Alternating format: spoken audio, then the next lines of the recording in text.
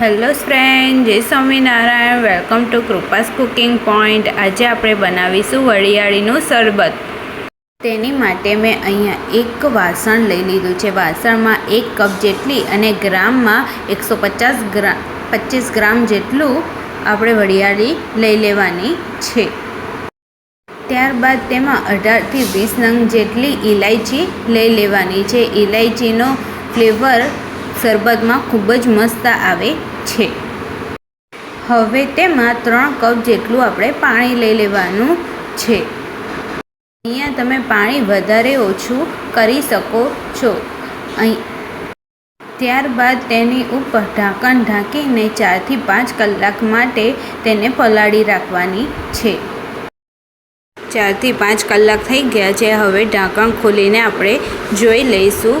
તમે જોઈ શકો છો કે એકદમ મસ્ત રીતે ઇલાયચી અને વરિયાળી સોક થઈને રેડી છે અને ફૂલી પણ ગઈ છે.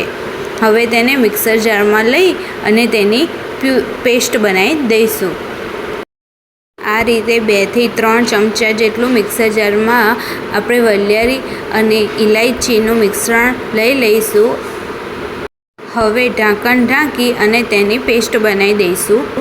આ રીતનું મેં અહીંયા એક વાસણ લઈ લીધું છે. તેના ઉપર આ રીતનો કકડો આપણે પાથરી લેવાનો છે. તમે કોઈ પણ જાતનો કકડો લઈ શકો છો અને તૈયાર કરેલી આવી દરદરી પેસ્ટ તેમાં લઈ લઈશું. આ રીતે બધી વરિયાળીની પેસ્ટ તૈયાર કરી દેવાની છે. તમે જોઈ શકો છો કે આપણે બધી વરિયાળીની પેસ્ટ તૈયાર કરી દીધી છે. હવે તેમાં રહેલું પાણી આપણે કકડાની મદદથી નિતારી દઈશું.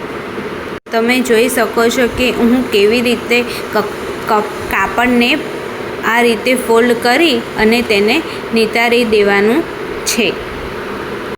અહીંયા આપણે શરબતનું પાણી તૈયાર થઈ ગયું છે અને આ રીતનું વરિયાળીનું પેસ્ટ તૈયાર થઈ છે અને તમારે ખાતર તરીકે પણ ઉપયોગ કરી શકાય છે. અહીંયા શરબત બનાવવા માટે આપણે એક પેન લઈ લઈશું. પેનમાં 500 ગ્રામ જેટલી શુગર લઈ લેવાની છે અને જો તમે મિશ્રી લો તો 3 કપ જેટલી તમારે મિશ્રી લેવાની છે. અહીંયા 1 કપ જેટલું પાણી આપણે એડ કરી દેવાનું છે. પાણી એડ કરી અને ખાંડ બરાબર ઓગળે ત્યાં સુધી તેને કૂક કરી દેવાની છે. એને તાર બનાવવાના નથી, ખાલી ઓગળે ત્યાં સુધી જ કૂક કરવાની છે. તમે જોઈ શકો છો કે અહીંયા ખાંડ બરાબર ઓગળી ગઈ છે. હવે આપણે વરિયાળીનું તૈયાર કરેલું પાણી તેમાં એડ કરી દેવાનું છે. અહીંયા તમારે મીડિયમ ગેસ પર તેને બરાબર કૂક કરતું રહેવાનું છે. આ રીતનું શરબત ઉકળશે એટલે વરિયાળીનો ઝાંક આવશે, તેને આપણે બહાર કાઢી લેવાનો છે. તેને મીડિયમ ગેસ પર બરાબર સ્ટર કરતું રહેવાનું છે અને કૂક કરી દેવાનું છે. મીડિયમ ગેસ ઉપર શરબતને કૂક કરતાં તમને 25થી 30 મિનિટ લાગે છે. તમે જોઈ શકો છો કે અહીંયા શરબત બરાબર ઉકળે છે અને ક્વોન્ટિટી પણ તેમાં અડધી થઈ ગઈ છે. અહીંયા મારે 30 મિનિટ જેવું થઈ ગયું છે. હજુ પણ મને લાગે છે કે 10 મિનિટ વધારે કૂક કરવાની જરૂર છે, તો હું તેને 10 મિનિટ વધારે કૂક કરી દઈશ. અહીંયા તમારે શરબતમાં લીંબુનો રસ એડ કરવાનો નથી. આપણે તેમાં 1/8 ટેબલસ્પૂન જેટલો લીંબુ ફૂલ એડ કરીશું અને તેને 5 મિનિટ માટે કૂક કરી દઈશું. 5 મિનિટ થઈ ગઈ છે. હવે ચમચાને આ રીતે પાછળ કોટ થાય ત્યાં સુધી તેને કૂક કરવાનું છે. તમે જોઈ શકો છો કે બરાબર કૂક થઈ ગયું છે.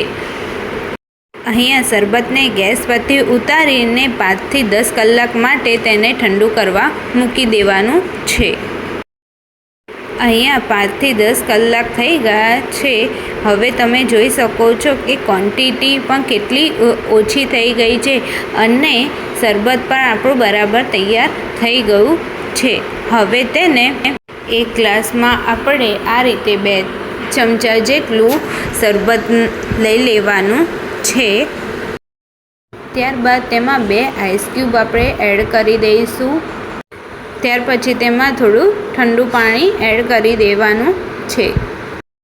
હવે તેને બરાબર હલાવી દઈશું. અહીંયા મેં કોઈ જાતનો સોલ્ટ કે બ્લેક સોલ્ટનો યુઝ કર્યો નથી. તેને આપણે આ શરબતને ઉપવાસમાં પણ પી શકાય છે.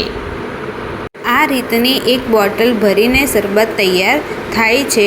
જો તમને મારી રેસિપી ગમી હોય તો મારી ચેનલને લાઈક કરજો, શેર કરજો અને સબસ્ક્રાઈબ કરજો.